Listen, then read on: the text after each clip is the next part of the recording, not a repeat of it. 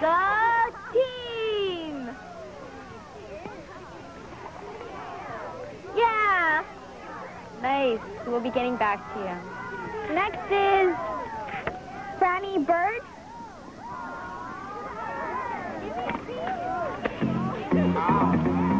Hi, Franny. No fighting, no drugs, none of that rough stuff, no problems, no worries, no segregation. In my house, the United Nations, red, black, yellow, green. I'm breaking it down to a colorful scene. Open all my doors to you, so view. This is the house of fortune, want you. I'm breaking up the gap between me and you. People in the world can get into hip house music. Step on into the tide is rolling, so begin to examine people. Stepping into the wave is coming, the bass is coming. This is the first war, of course you want more. I'll break it down just for you. A house is not a home, let 'em know.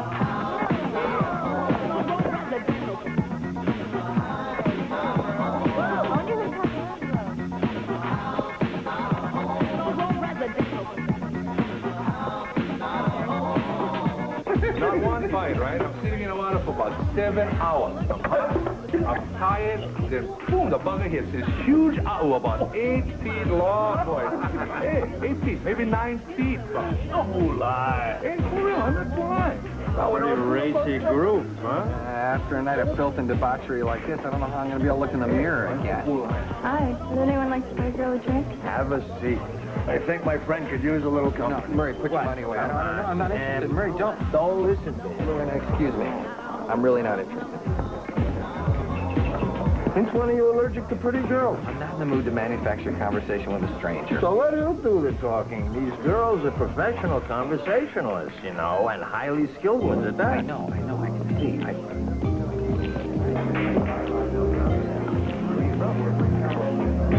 think I have to go home. The show hasn't even started yet. Have another beer. I have to take a rain check. A few minutes ago, you were having almost a good time, sort of. What happened? See the hostess over there? Pretty. A little too much eye makeup for me. She's one of my students.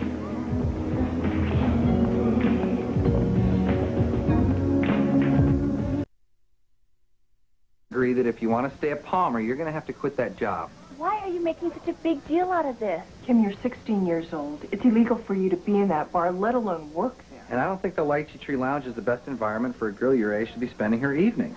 But it's okay for you to hang out there. We're not here to talk about Mr. Byrd. We're talking about you. Look, the only thing we're allowed to do with the customers is talk to them. If anybody gets out of line, the bouncers throw them out. So just because I work in a hostess bar doesn't make me a prostitute. We're not suggesting that. But the fact remains is that you work in a place where alcohol is being served. That wasn't whiskey in my cocktail glass. It was iced tea. That's not the point. My uncle owns that bar, and 2 more others like it in Oahu. The money I earn there is what makes it possible for me to be in America. Isn't there another job you can get? Not that pays me $200 a night.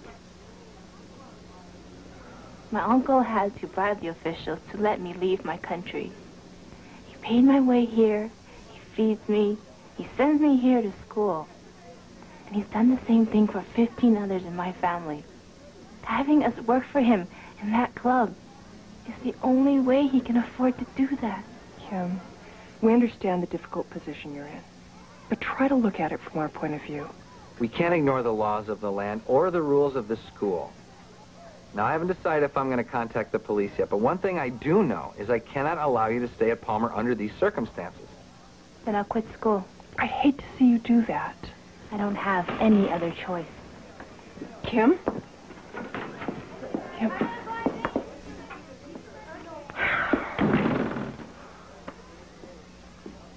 I'm not sure that we're doing the right thing here. Neither am I. But if we play fast and loose with her, we're going to have to do it with every other student who comes in here on a disciplinary matter with a sob story. I know. But the poor kid's a victim. Well, should I call the police? If it'll help Kim. Oh, that I don't know. I mean, it's hard to relate to a family who could exploit their kids like this. I'm sure guys like her uncle don't see it as exploitation. They've scraped together enough cash to get a hostess bar, brought the clan over from Thailand, Korea, Vietnam, wherever, put them to work. Everyone's in America, so the assumption is everyone's got it made. I think I'll have a chat with her uncle. Well, what you think, bro? She's a fox. The hairdo, doofus. I get dreadlocks, then you never have to wash your hair ever again. May I please have my magazine back? Might this be yours? How many times do I have to tell you not to go into my room and take my stuff? Me? Invade your sacred chamber. Never would I do such a thing. If you don't believe me, just ask my faithful companion here. Never would he do such a thing. Give it. Whoa. What do you think? Kind of me, kind of now? If you did your hair like that, you'd look like a geek. Hey, congrats on making cheerleading. Thanks. Well, what changed your mind about going out for the squad? You were pretty adamant with the old man. Yeah, but have you ever gotten into it with Dad and said a bunch of stuff just to irritate him? Got it.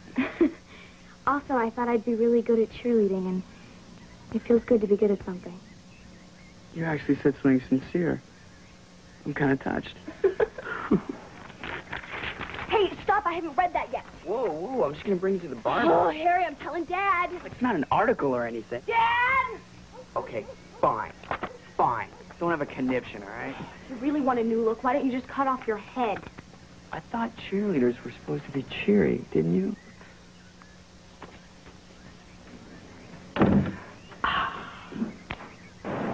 Sam sent you to see me? Well, Mr. Byrd gave me your name. And I gotta be straight with you. I wasn't gonna come. But then I got to thinking. See, I used to have this guru, and I remembered how peaceful it felt sitting there with him. Just watching him smoke. Your guru smoked? 2 little wisps that curled up out of each ear. Little did we know, it was a harbinger of what was to come. And what was that? Spontaneous combustion. Poor Baba. I think basically I'm a fireproof person. So what's going on with you? Okay. I live alone. Just me, my guitar, my books, my computer, and nature. A pretty monastic existence. And I'm set in my routines. All of which means I don't know if I'm prepared to incorporate somebody else into my life. Is that something you have to do? No, but I want to ask this girl out. Going on a date doesn't mean she's moving in with you. Yeah, but one thing always leads to another. I mean, for the last few decades, I've had my life pretty much on hold. Then I decided to go back to school, which meant I had to start living in the world again. I had to get a phone so I could call the dean's office if I had the flu and was going to be absent.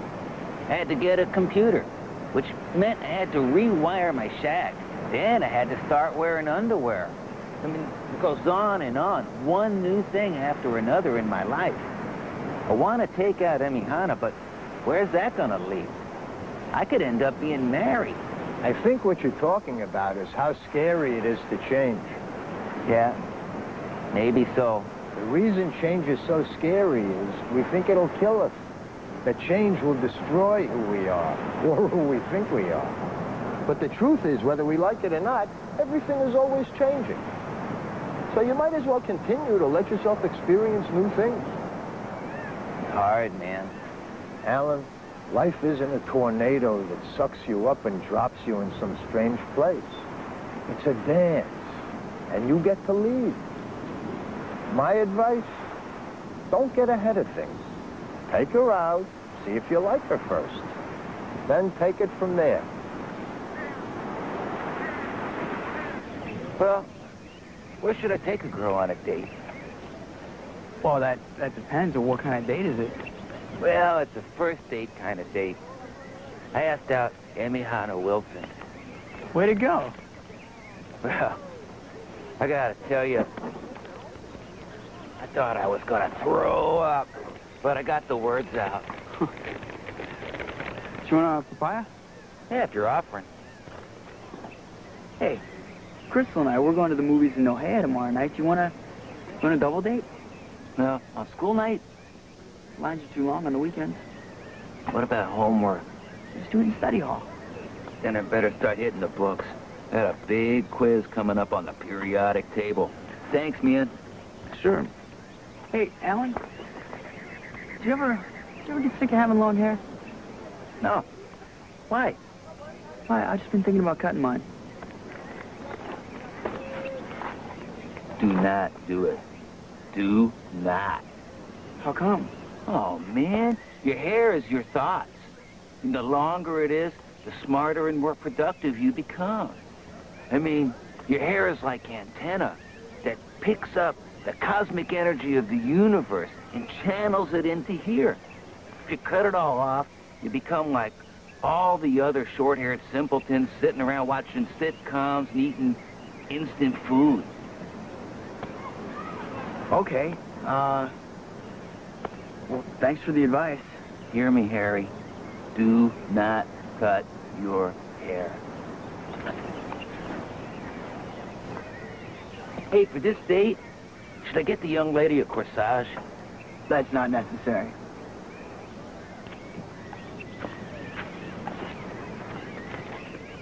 Ready? Hit it! T-A-O! M-E-R! Come on, rip, bend, fight, hey! T-A-O! M-E-R! Come on, rip, bend, fight, hey! Perfect! You know, can I make a suggestion? What? Well, could we maybe do something a little more, I don't know, dynamic? You've been on the squad for like a day and you want to change the routine. Not change it, just liven it up a little. Make it more contemporary. Well, I like it the way it is. Okay, forget it. Wait, let's hear what she has to say. I was thinking that it might be neat to make formation changes, you know, like pickups. Some of us were hanging around last night after practice, fooling around, and we worked out some stuff. Can we show you? Go for it.